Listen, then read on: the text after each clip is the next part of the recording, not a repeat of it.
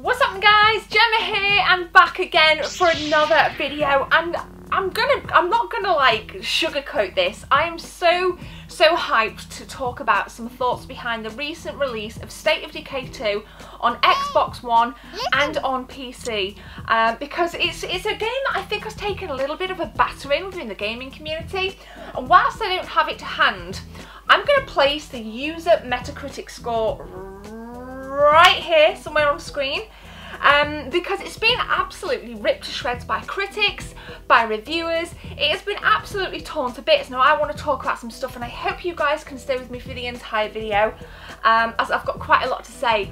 And I will say this before we really dive in. I've like never been so hyped and so pleased with an Xbox game, especially because my preferred console is PlayStation 4. I'm absolutely thrilled that now I can really get excited about a game within the Xbox community. So guys, stay with me. Let's take a look. So State of Decay 2 was released last week, retailing rather at $24.99, and it is a survival horror game. Now I use the word horror very loosely because it's not particularly gory, it's not particularly scary, there are no jump scares. Sorry, big car kind of going past. But there are lots of zombies, lots of hordes, lots of different types of zombies, and sometimes your adrenaline can be really quite high when you're being chased by a horde. Those zombies are pretty damn fast in State of Decay 2. Now I never played the first State of Decay, so I didn't have a benchmark to compare it with. I'm fresh to the series, and like me, you know, like some of you, you may be fresh to the series, and I think this video might appeal to you a little bit more. But if there is anybody watching this that's played the original, let me know in the comment section below how State of Decay 2, how the experience compares to the original State of Decay. So it is up to you to kind of recruit, find, help survivors around the world. There are 3 maps, pretty decent sized maps. And the whole place is kind of like a zombie infested, kind of think Walking Dead, you know, shops aren't operating, vehicles are completely smashed. The environment would suggest a typical zombie outbreak. There's not a great deal to say. I think it's quite a simple concept, but it really is effective in State of Decay. Now I'm playing on an Xbox One S, so there's obviously no 4K visuals, there's no HDR on my TV, and I will say the graphics are pretty shoddy. There's a lot of screen tear and a hell of a lot of glitches. And then I went round to my friend's last weekend, and he has a 55-inch 4K HDR television, and I played it on the 4K stuff. My god, what a difference. Like 4K HDR, like this game, State of Decay 2, is so optimized for 4K TVs, it's not even funny. However, I'm still really enjoying my experience on the S. Now, my base is pretty darn small as it stands, and it's up to you as the protagonist, and you can switch between protagonists to kind of go out into the world, help other people, do various missions, clear out hordes, clear out loads of blood plague hearts, bring loads of different supplies back, whether it's food, materials, you know, you can develop your base. There's loads and loads to do, and with every decision you make within the game, it affects the morale of not just you, but you'll get like updates from people at your base saying like, I don't know, John just started a fight with Bill because his morale is low, raise John's, you know, morale. So there's absolutely loads to do, and I find the pacing really good. I thought it would be a lot easier than what it is, because it took me a while to really get a rhythm with finding resources, having the ability to farm certain resources as well. So for example, you can have like a little gardening patch at your base, so it will produce little bits of food, little pockets of food for the community, but you need to make sure you've obviously got enough supplies, enough everything for that part of the community to run, otherwise morale is deeply affected. So for me, I think with the quick pace, there's like a constant challenge, right? There's always a constant challenge. And with the permadeath feature, I think this is crucial, okay? Permadeath, so permanent death. If one of your characters dies, if one of your members of the team die, that is it.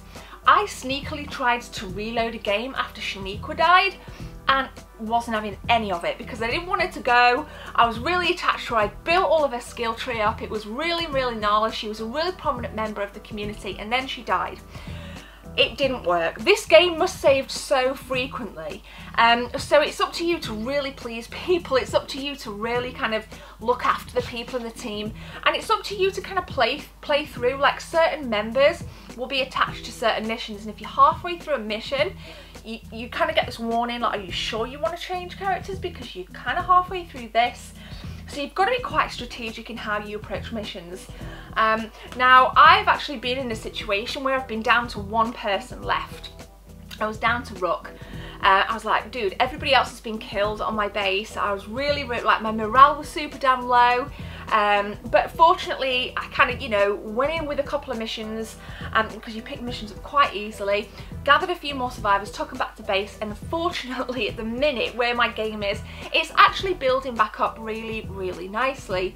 Now, the world itself, let me just kind of tell you, I'm about 5, maybe 6 hours in at a push.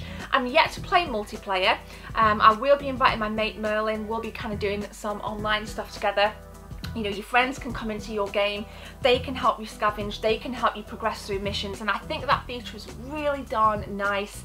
My Xbox Live's run out at the moment, so I needed to get that sorted before I can access that feature, so I can't really comment on it. But going through as a single player, it's provided enough edge for me at the moment that I'm really, really entertained.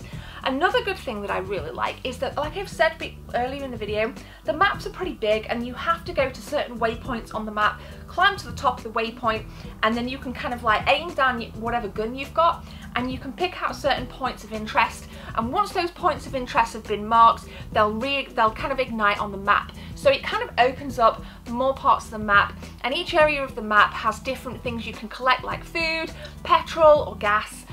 You know, each area was really tailored to certain things that you can collect and take back to your base.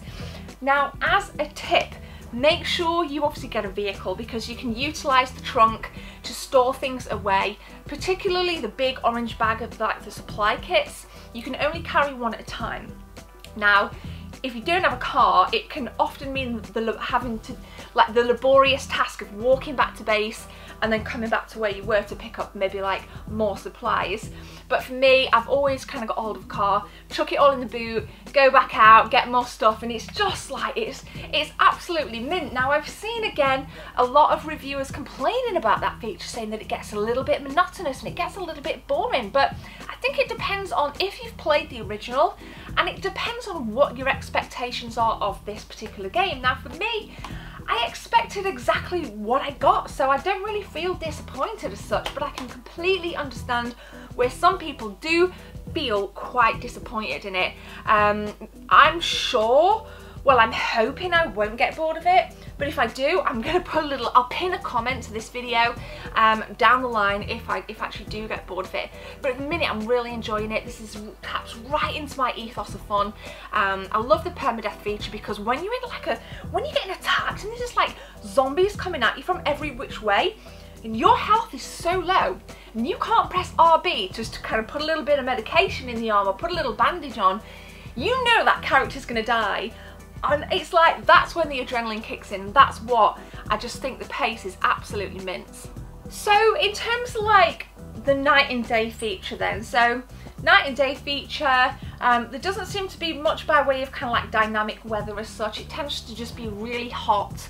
But the night to day feature happens really slowly. You know, the transition from dark to light, you know, when it's like nighttime, it just feels like it just drags and drags and drags forever, and I think that can be an advantage, but it can also be a disadvantage as well.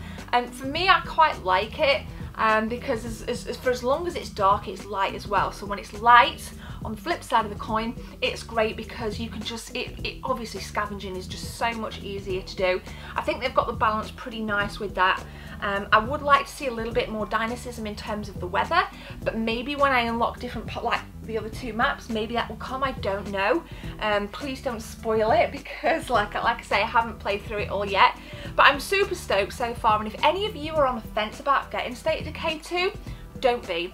If this was a £45 game, I would be marginally disappointed, but at $24.99, potentially cheaper if you can source it somewhere else online, I think you're getting a real run for your money with this. And I think as well, it's definitely going to be more, like, way more fun when you're playing with your friends as well. So Squish, Merlin, if you're watching this, let's team up.